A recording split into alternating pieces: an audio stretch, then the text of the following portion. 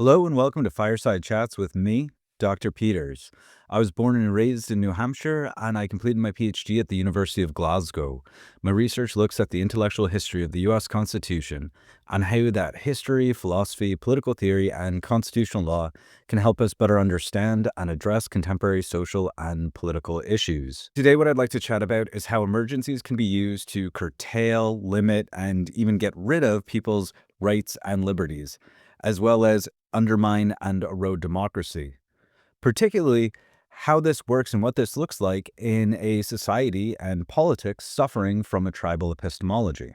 What raises this week's topic is the alleged attempted assassination last weekend at the Correspondents Dinner and the administration's response to it.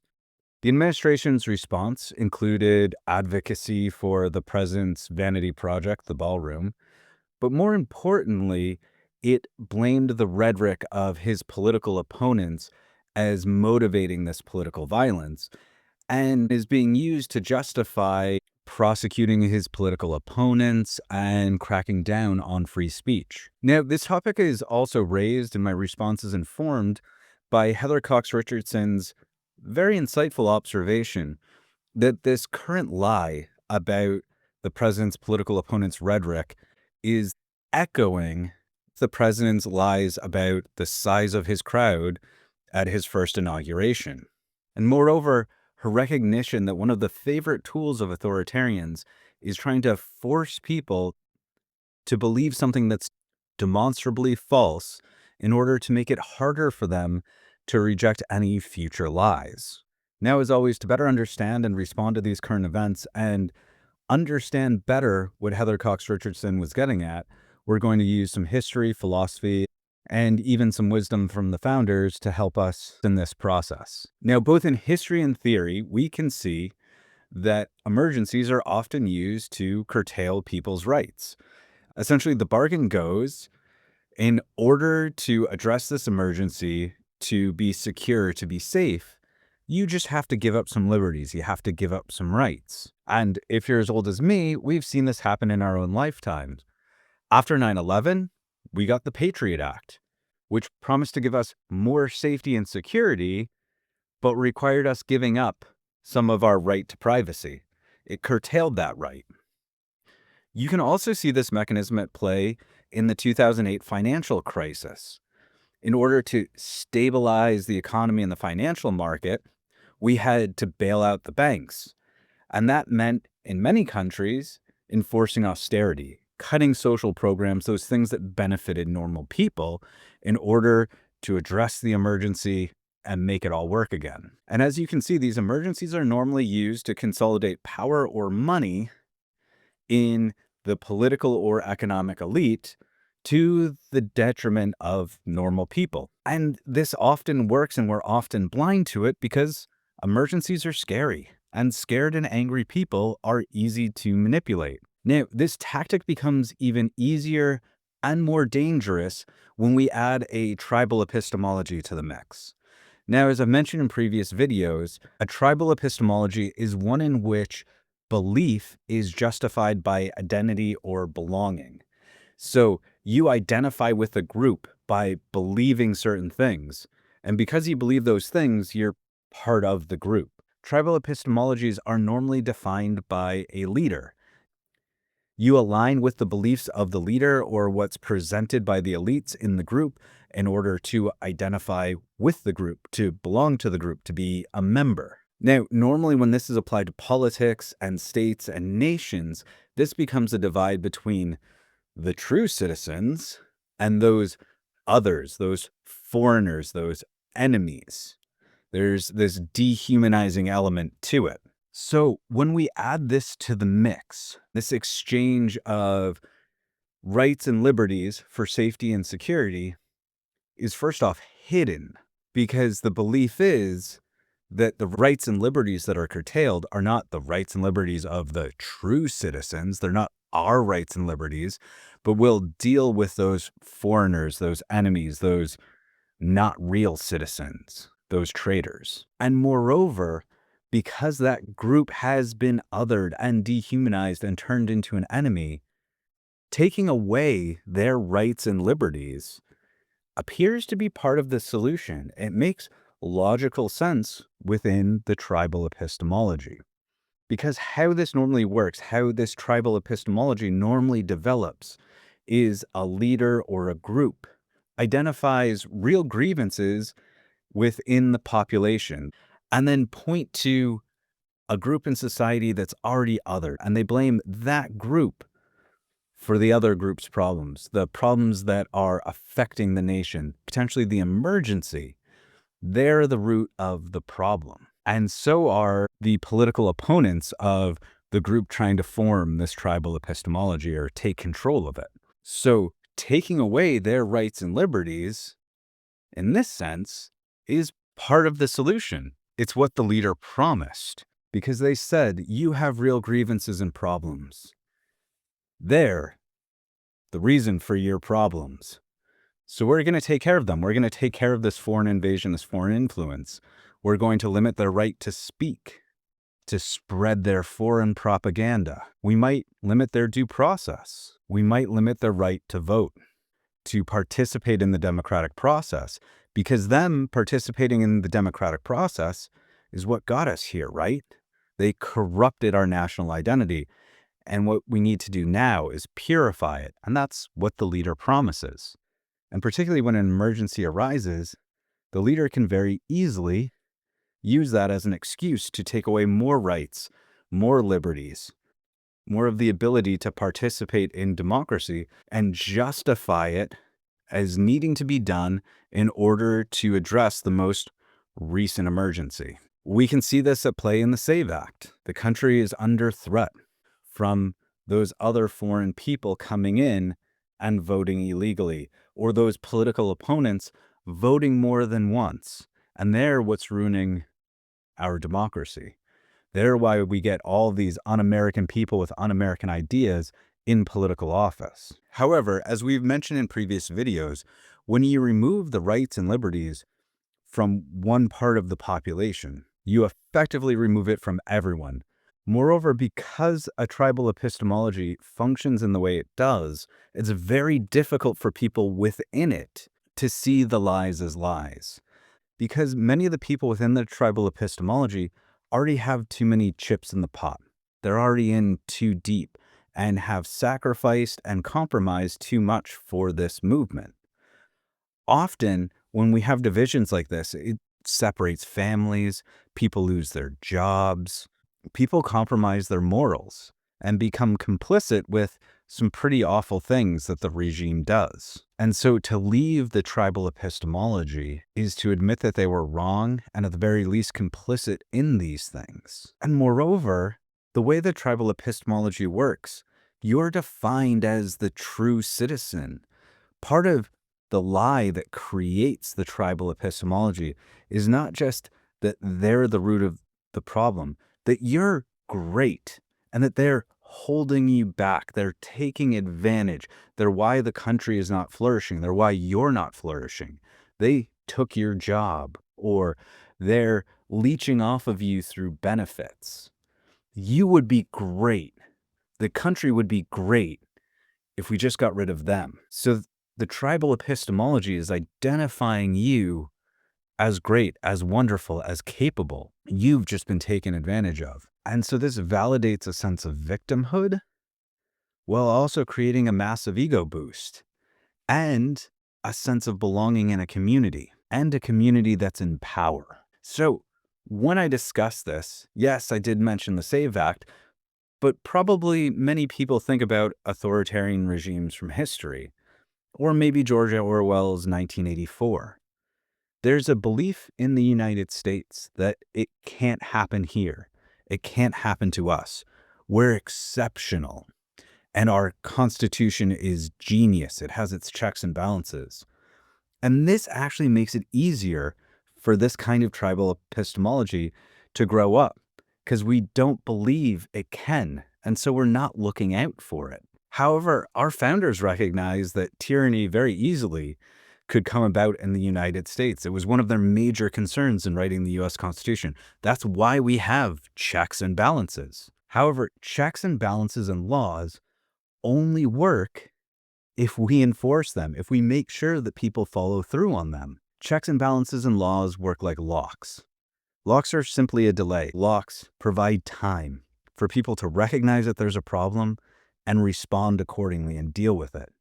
In the same way, laws and checks and balances only work to give us time to recognize that there is a real problem here, that the democracy is being undermined, and we need to address it. We need to hold those attempting to undermine the democracy accountable. And we need to enforce our laws. And on top of that, we can look to our history and see that it has happened here. Maybe not to this extent, but our second president, John Adams, signed into law the Alien and Sedition Act. It gave him the power to jail journalists who criticized him or his administration. And he did. He sent journalists to jail. It also gave him the right to restrict immigration and deport aliens that he believed were dangerous. And many people at the time believed that this was unconstitutional because it infringed upon the First Amendment, and rightfully so. Among these people was Thomas Jefferson, who made this part of his platform when he was running for president. He ran on repealing the Alien and Sedition Act. And the people saw the problem and they voted for Jefferson. They held Adams accountable. They held him to one term and they put Jefferson in. And he went in and he repealed the Alien and Sedition Act and pardoned the people convicted of it. This is democracy working. This is advanced citizenship. Now, we can also see this in the Red Scare or McCarthyism. This was led by Senator Joseph McCarthy, and he played on the fears and concerns of the rise of communists that pervaded American society after World War II. He claimed to have a list of Soviet infiltrators, secret communists in the government. And he ran these trials and investigations. He started the House Un-American Activities Committee. This created fear, anxiety, and it had a chilling effect on dissent, critique, and so free speech. People self-censored because they didn't want to be investigated by McCarthy and the House Un-American Activities Committee. McCarthy could use this institution and the power he realized by playing on people's fear to attack his opponents, to get what he wanted. Do this, or I'm going to investigate you. You said something mean? Investigation. You're going to jail. And people did. People got blacklisted. They lost their jobs. Some of them were arrested. But this all stopped when the Senate finally censored Senator McCarthy. They said, you're not allowed to speak anymore. You're not allowed to do this. Now, that didn't mean that the Red Scare did not leave scars and divisions in American society and politics. It did, but people stopped it. And this is only two examples from our history. There are more of politicians and elites playing on people's fears and anxieties, dehumanizing and othering a group of people, blaming them for the country's problems in order to gain power and control over a portion of the population, to get to do what they want with it. So with that, let's look at Heather Cox Richardson's observation that there's this echo between the current president's lies about the size of his first inauguration crowd and the current lie about this violent political rhetoric being spewed by the left that motivated the alleged attempted assassination last weekend. And why I say it's a lie is because in comparison to the rhetoric used by this president and this administration, there's just not really a comparison. The rhetoric is different, both in degree and kind. The current president has threatened to prosecute his political rivals, threatened violence. He said, I will be your vengeance, or something to that extent. He has actually prosecuted his political rivals. James Comey just got indicted. The FCC is going after Jimmy Kimmel, trying to limit speech. Not to mention the president's rhetoric that encouraged, or at the very least didn't discourage, the violent January 6th insurrection. And on top of that, the use of federal agents to violently repress U.S. citizens in U.S. cities, curtailing their Fourth Amendment rights and other aspects of due process that they have a right to as U.S. citizens, and just for being in the country. So, why the observation of this echo between these lies is so important and insightful is because that first lie about the crowd size at his inauguration seemed inconsequential. It was absurd. We laughed at it. We thought it spoke to Trump's vanity and pride, or at least many of us did. I actually wrote a blog that I'm essentially reiterating to you now. And what it recognized is the thing that many of us thought made it absurd and inconsequential is exactly what made it so insidious and powerful. We could all see with our eyes that the current president was lying. It was demonstrably false. But that was the point. As Richardson said, an authoritarian, once they force people to believe something is false, it becomes harder and harder for them to reject future lies.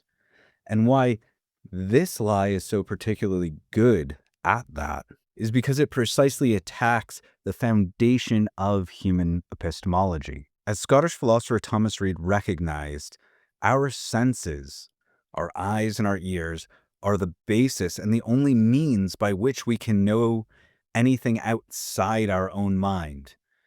And that means they are the basis for our knowledge of the external world, for epistemology. And James Wilson recognized the importance of this, particularly for politics and law, and devoted a whole chapter to essentially transcribing Reid's arguments in his lectures on law.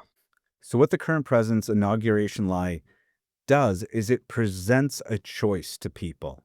You can either trust the president's word for what's true and false, or you can trust your eyes and ears, your only means of knowing anything about the external world. Now, it seems silly to think that anyone would choose somebody else's word over what you can see with your eyes, right? However, at this point, many of the supporters of the current president were in too deep. They had already compromised and sacrificed too much. They had already justified or ignored things that would have been disqualifying for any other politician. He had threatened to imprison his political opponents. Remember the lock her up chants? There were already rape accusations going around, and we had the video about him essentially bragging about sexual harassment. They had justified or ignored those things. Moreover, they had heard people saying, both Republicans and Democrats at the time, that this guy was a snake oil salesman, at the very least, and more likely a budding authoritarian. And so if they choose their senses over the president's word, if he would lie about something this stupid, and they might have just helped bring to power a very evil and dangerous human being. That's a hard responsibility and consequence to take. So many people chose to distrust their eyes and trust the president. And in doing so, they surrendered the foundation of their epistemological framework.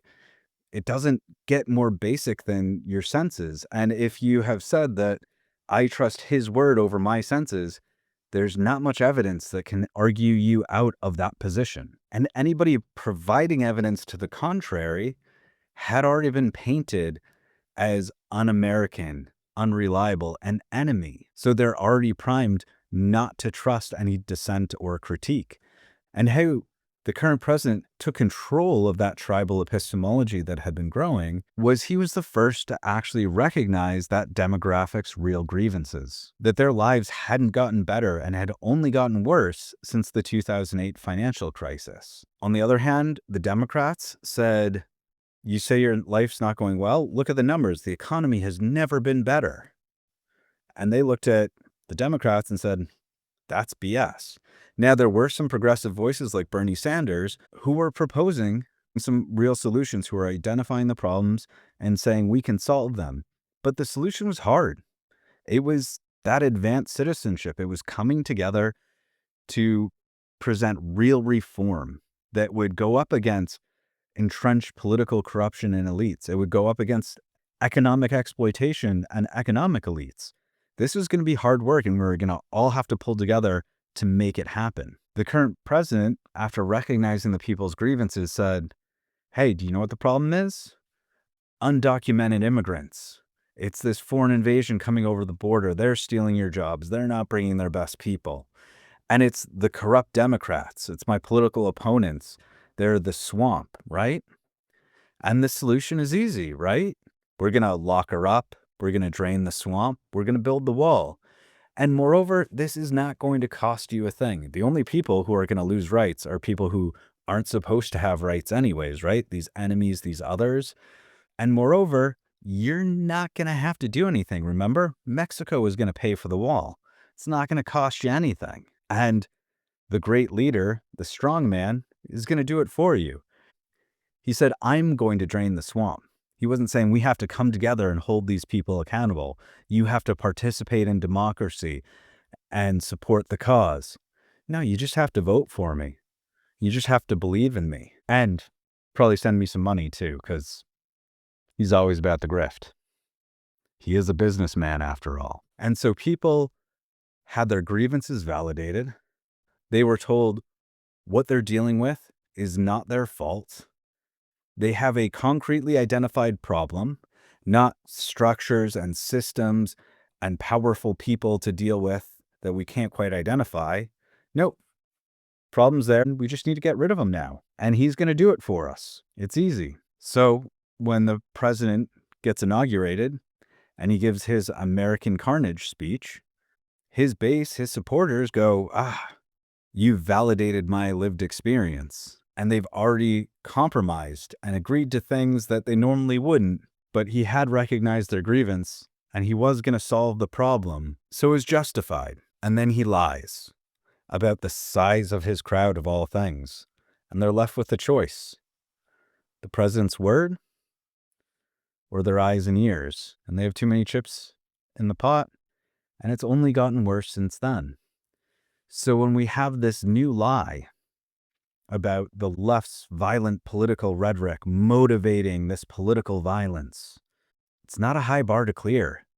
Many of the supporters nearly a decade ago now surrendered the foundation of how they know anything about the external world and subjugated it to the word of this president and his administration. And moreover, within that epistemology, the president's response seems logical. These people are enemies. The supporters of the president have been told to fear undocumented immigrants, leftists, Antifa. They're threatening the nation. They are trying to harm the administration and hold back the greatness of the true Americans from realizing their true greatness, making the country great again. So the lie makes sense. And the president's response makes sense. Right? These aren't real, true Americans. We're not taking away American citizens' rights. We're taking away bad people's rights, enemies' rights. We're limiting free speech of those people spouting foreign propaganda. This is part of the solution. This is part of what the president promised them would solve their initial grievance. And this is the really dangerous part about a tribal epistemology in a democracy. If membership, belonging, identity is defined by belief, and belief defined by that belonging, only people who agree with the regime, the administration, the authoritarian count as real citizens and so are thus allowed to participate in the democracy. And so dissent, which is essential to a functioning democracy, is by definition excluded, because anybody who dissents is no longer a true citizen and thus does not have the right to participate in the democratic process, whether that's through speech or through voting. So when the president indicts James Comey, sends the FCC after Jimmy Kimmel, tries to remove people's right to vote through things like the SAVE Act, within this tribal epistemology, that looks like the president trying to solve the problem. And people understandably start self-censoring. There aren't concrete laws in place. There hasn't been actual violent retribution from the administration on speech alone, although protesters have been killed. So there is a real threat there. But moreover, given the president's rhetoric and threats of violence, what chills free speech is the fear that one day the administration, the regime, will make good on those threats. And so we lose those rights not from somebody actively taking them away, but through censoring ourselves and not exercising those rights. So when it comes to how we respond, one of the important ways to push back against this curtailing of rights and liberties, and particularly the freedom of speech, is to not self-censor, to speak out, to not obey in advance. Because obeying in advance is appeasement. It's ceding ground before you have to. And that only strengthens the authoritarian and weakens your position. And moreover, it plays into the tribal epistemology and reinforces it. When people are not speaking out because they're scared, that plays in to the strongman persona that the leader and the current president have tried to step into. Look, I'm strong, I'm powerful, I'm solving the problem simply by threatening them. However, we need to make sure to direct that dissent, that criticism, where it's deserved, towards the president, the administration, and all the people who reinforce and benefit from this tribal epistemology. Not the normal Americans, not our fellow citizens who got sucked into this epistemology, this movement, because their real grievances were going unheard, because they were desperate and looking for a solution, and that was used to manipulate them. Now, that doesn't mean that they don't have any responsibility, but it means we need to extend them empathy and be willing to welcome them back into community. This is both a moral imperative, but also pragmatic. As I've said, leaving this tribal epistemology is incredibly hard. A person looking to do this is looking at risking the only community they likely have left, as well as their identity. A tribal epistemology of this nature becomes a part of somebody's identity. And so to give that up requires something of a complete transformation. And so by extending empathy to these people and welcoming them back, we make leaving that tribal epistemology a little bit easier. And also directing anger and vitriol towards them only further isolates them and forces them deeper into this tribal epistemology, looking for belonging, looking for community. And it also makes the other side look and feel like the enemy. They are being attacked by this group of people.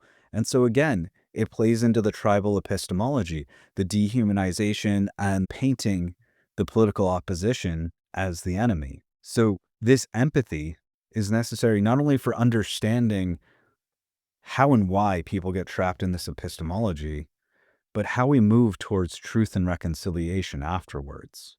And I think this is particularly important right now because we're also seeing something interesting in the popular response to the alleged assassination attempt last weekend. People on both sides of the aisle seem not to be buying that it was even real. There were a lot of people on the right who seemed to think that all of this was staged. And no one is coming out and unifying and supporting the president and his administration after this crisis and emergency, which would be really normal. Every other time this has happened in history, the president, the person who is threatened, gets a huge boost in favorability and support. And that just hasn't happened this time. And from my perspective, what that means is this tribal epistemology is starting to fracture. It's starting to crack. And that means there's space opening up for people to start to leave the movement, to escape the tribal epistemology that they've been sucked into. And that's why right now, particularly, this empathy and understanding is so important.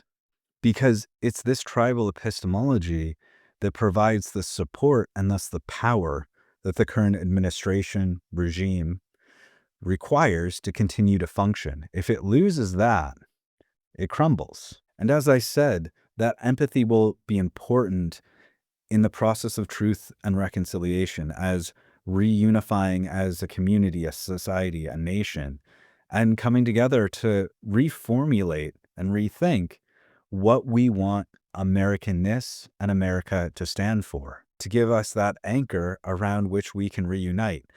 Now, we likely will not all agree on what that looks like or how those foundational principles and values should be realized in practice or even prioritized. And that's normal and healthy in a democracy. But hopefully, empathy will help us get back to a place where we can trust that all sides are trying to realize the common good, even if we disagree on the path to get there. For now, I'll leave you to ponder your own vision of America and Americanness and how we can respond to this current moment. As always, thank you so much for watching. I hope you found it interesting, educational, or maybe just helpful for falling asleep at night. I've been told I have a rather soothing voice and cadence. I'll leave you to decide on that one. As always, feel free to comment, ask questions, like, subscribe. All of those things really help the channel with the algorithm and get this message out to more people. So if you think it's worth seeing and it's helpful, give it a like and subscribe so you don't miss any new content. I put new content out every Friday, and that includes an essay that accompanies each of these videos that is a little bit more structured and goes into a bit more detail. So thank you again for watching, and thank you to all of you who comment to make all of this feel worthwhile. So with that, I hope you all have a great rest of your day.